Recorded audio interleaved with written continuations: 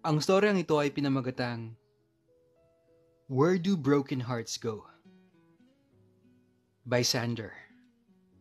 Simulan na natin ang kwento.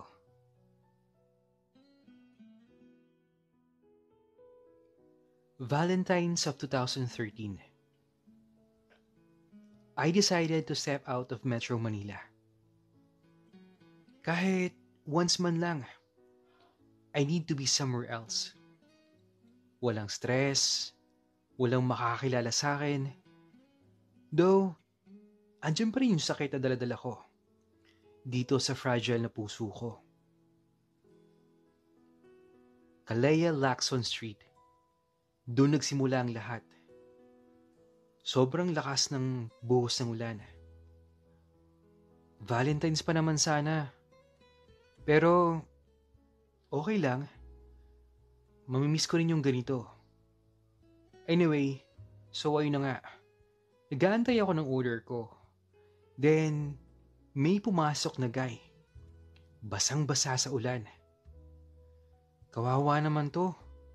Talagang sinugod niya yung ulan basta't makapunta lang dito. Well, masarap naman talaga yung cakes dito. I've been here a lot of times. Balik tayo sa kanya. Parang meron siyang hinahanap. Siguro, hindi siya sinipot ng kadate niya. Kawawa naman, naloko na. I noticed na may dala siyang white roses. Itong si Rainy Guy. Sayang naman yung effort nito kung hindi man lang siya sisiputin. Hindi masyadong kalakihan ng pastry shop dito. Kaya wala nang seats na vacant. Maliban sa isa na nasa table ko. Ikot pa rin siya ng ikot. Pero gusto lang hindi niya mahanap yung kadate niya eh. Nilapitan siya ng guard. Siguro pinapalabas na. Kawawa naman to. Ewan, pero parang may tumulak sa akin na sabihan yung guard na ako yung kadate niya, pero wala eh. Lumabas na yung lalaki.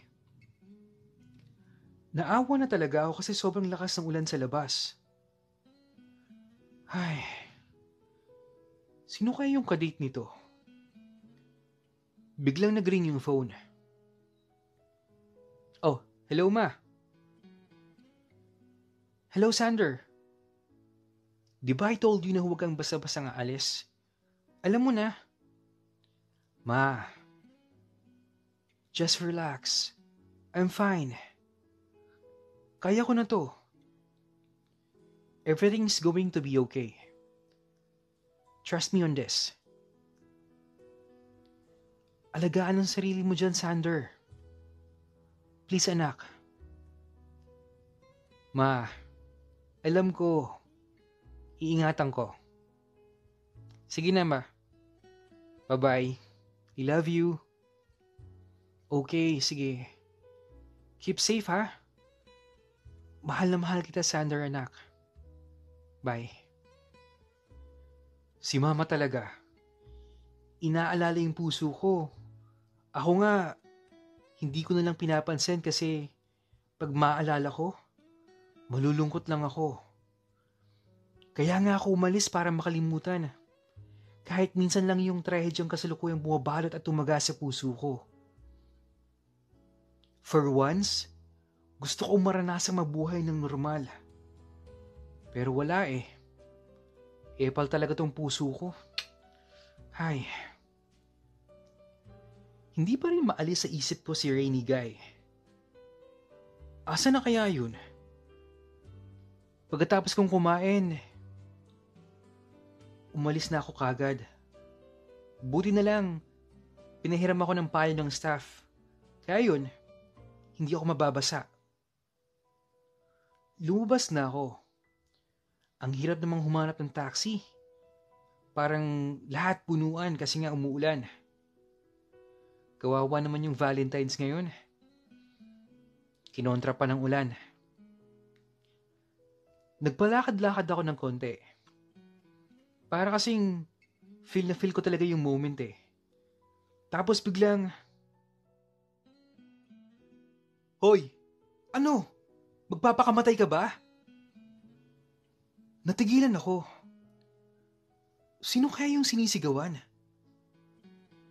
Tinuon ko ang atensyon ko sa daan.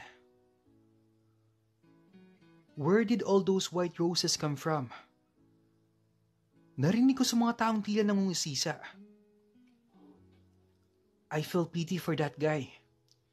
Kawawa naman siya. Ano tong mga naririnig ko? Kaya ayun, lumapit ako dun sa actual scene. Tapos, hala! Siya yung lalaki kanina. Kalat-kalat yung mga rosa sa daan. Pero, hindi naman napano itong si Rainy Guy. Hoy, kung balak mo magpakamatay, huwag mo akong idamay ha. Wala akong pakialam kung nag-break man kayo ng girlfriend mo o kung hindi ka sinipot ng girlfriend mo sa date nyo. Tabi dyan! Sigaw ng driver. Nasa tapat ng kotse si Rainy Guy. Ako naman itong Good Samaritan. Nilapitan ko siya at pinayungan. Hey, umuulan. If you're going through something, well, dun ka magdrama sa safe na lugar, wag dito. Just leave me alone, please. Aba, siya na nga yung tinutulungan. Ang sungit pa. Ano ba? Umalis na kayo dyan, ha? Sigaw ulit ang driver. Opo, boss. Aalis na kami ng best friend ko. Di ba best? Bigla na lang umiyak tong si Rainy Guy. Kaya ayun, sumama rin sa akin. Nakikiisa yung ulan sa buhos ng kanyang emosyon. Please, take me to Kalea. Please. Inaantay niya ako. Sure ka ba na nandun siya? I mean, baka hindi ka lang sisiputin. Please. Sabay punas sa mga mata. Grabe. First time kong makakita ng lalaking sobrang umiyak. Parang labis na labis ang pagmamahal niya doon sa taong tinutukoy niya. Kawawa naman talaga to. Okay, fine. Sige na. Pupunta tayo doon. Ayun. Hinatid ko siya doon. Back to where when I was first saw him. Pagpasok namin doon, buti na lang vacant pa yung seat ko kanina.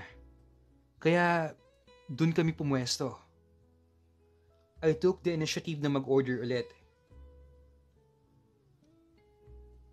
Grabe, parang pipitong si Rainy Guy.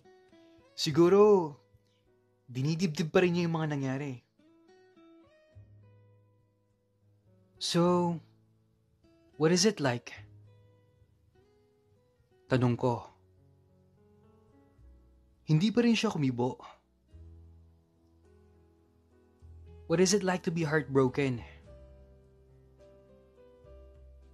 Masakit.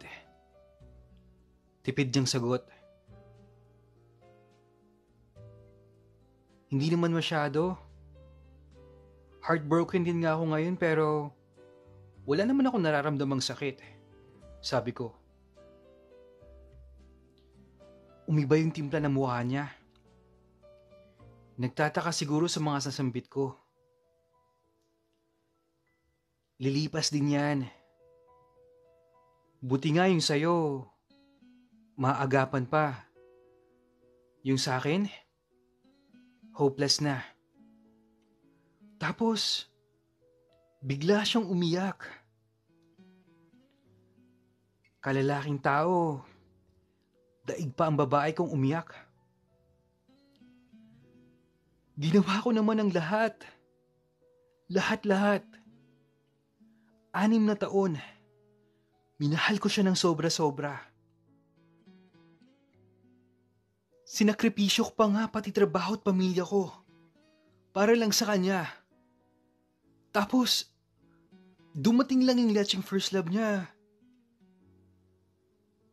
Kasi sabi niya na rekindle daw yung love nila. So ano, ganun lang yun? Ganun lang yun sa amin? Itatapon na lang niya yung 6 na taon namin? Tang naman talaga eh. Tapos, nung pumunta kami ng Baguio, tiniis ko talaga yung lecheng road trip na yun. Kasi ayaw niyang mag-aeroplano. Nung birthday niya, nag-leave talaga ako sa trabaho. At pinili kong puntahan siya. Kahit anniversary ng parents ko. Nung New Year, halos maubos yung savings ko. Kasi gusto niya ng fireworks na may heart shape. At nung Valentine's, pinakiusapan ko pa yung landscaper na uuwi na sanang ng probinsya para lang mapagawan yung garden ng mga white rose. Pagkatapos ng lahat ng mga pinagsamahan namin, ganun-ganun lang yun? Ganun lang yung gagawin niya? Lumakas yung boses niya at parang naiistorbo na yung mga kumakain.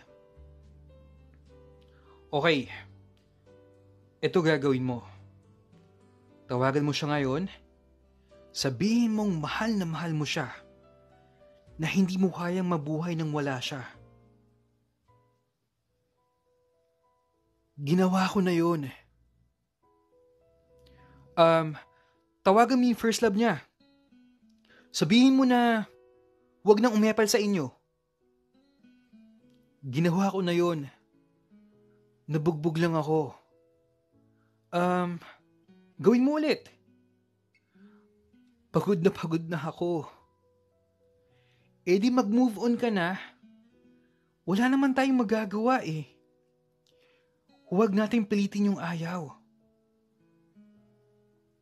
Bakit? Sino ka ba?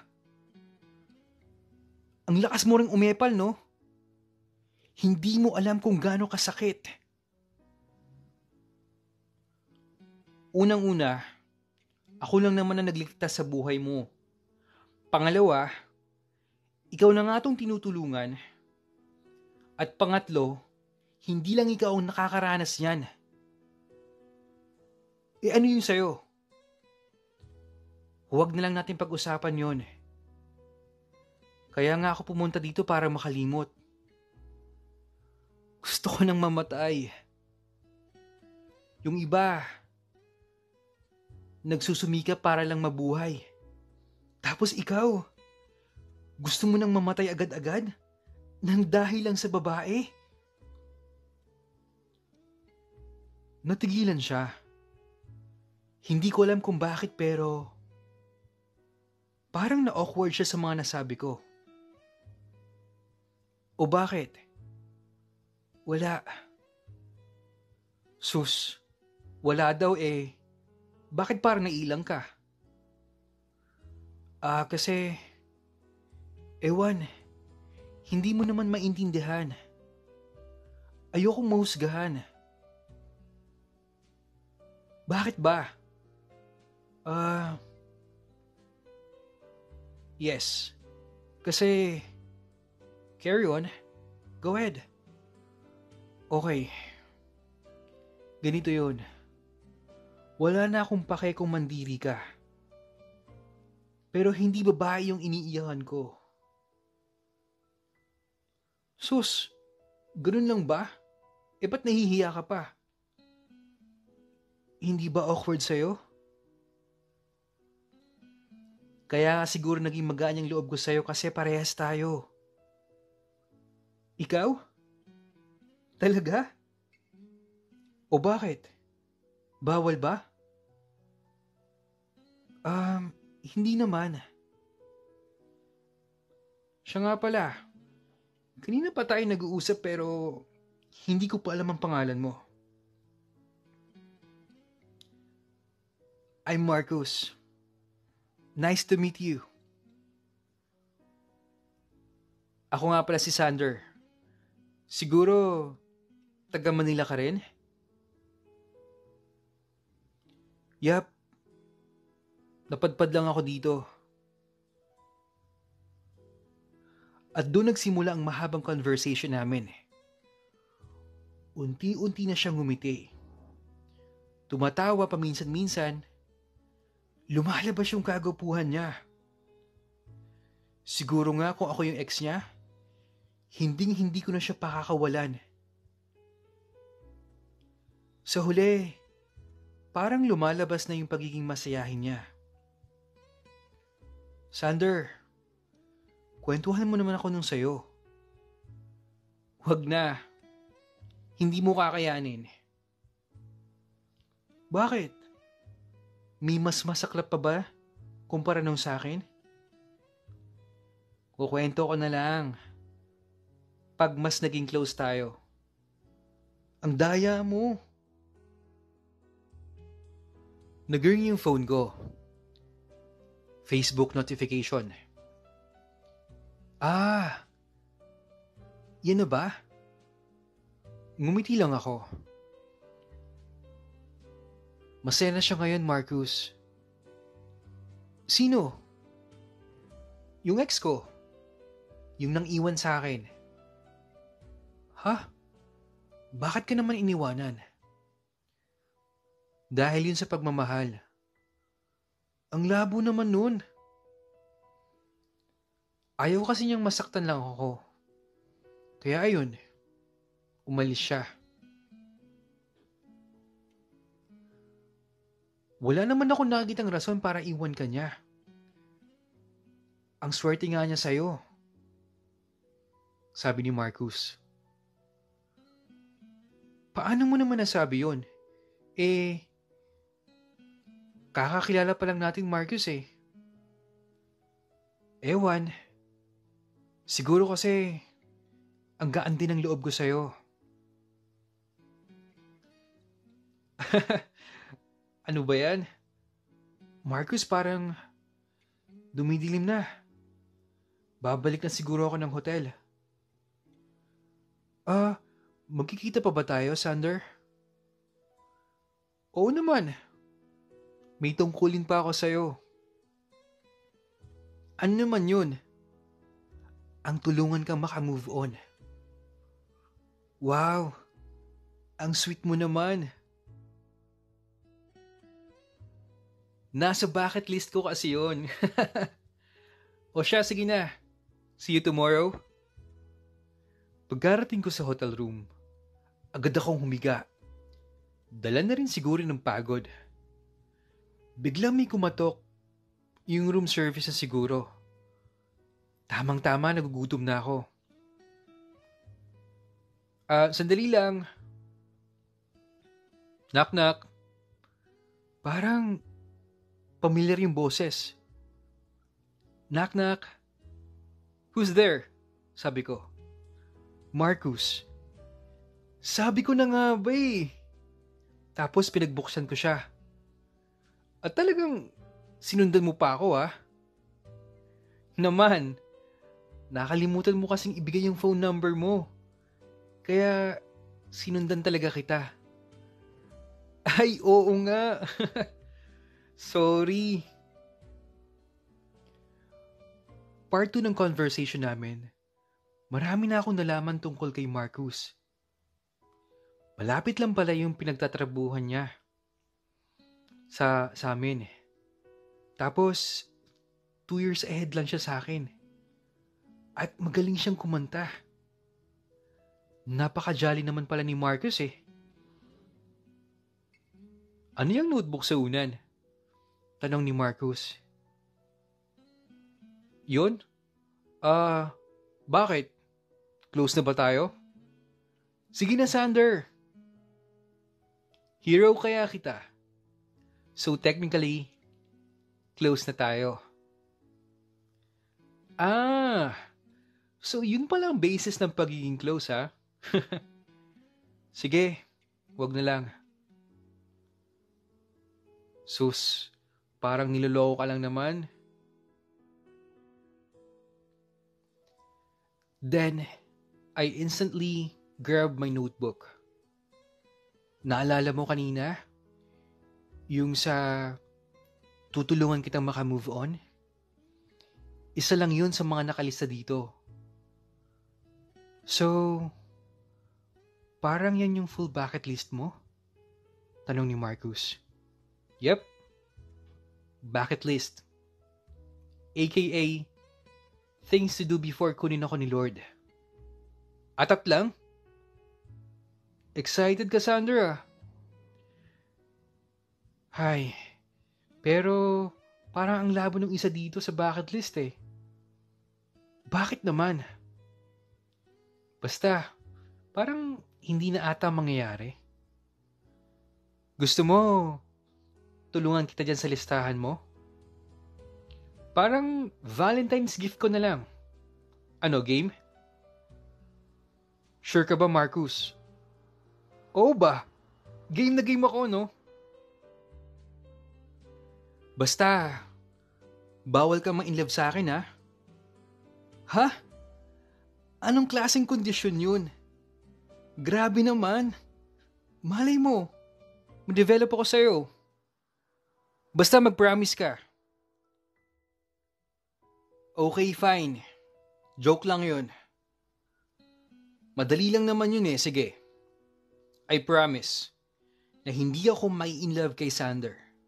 Kahit ang cute, mabait, at friendly niya. Okay, deal. Punta ka ng Sanders ha. 10 a.m. sharp tomorrow. Ha? San ba yun? Sa'yo ba yung lugar kasi kapangalan mo eh. Eh di magtanong ka. Gamitin mo yung charm mo. Tsaka, hindi sa akin yung lugar na yun, no? Ayoko. I-reserve ko to para sa'yo. De joke lang. Sige, see you. Huwag kang malilate, ah. Okay. See you, Sander. Okay. Ingat ka, Marcus. Okay. Grabe, no? Start pala ng story pero kinikilig na ako kay Marcus at saka kay Sander. Pero saan nga ba mapupunta kapag ang dalawang sugatang puso ay pinagtagpo ng tadhana? Yan. Yan ang abangan nyo sa next part. Kung meron kayong stories na gustong ibahagi or i-share, isend nyo lang sa email address ko. imrensantiago@gmail.com. Yung email address nasa description box. Yun lang at maraming salamat sa pakikinig. Hanggang sa muli.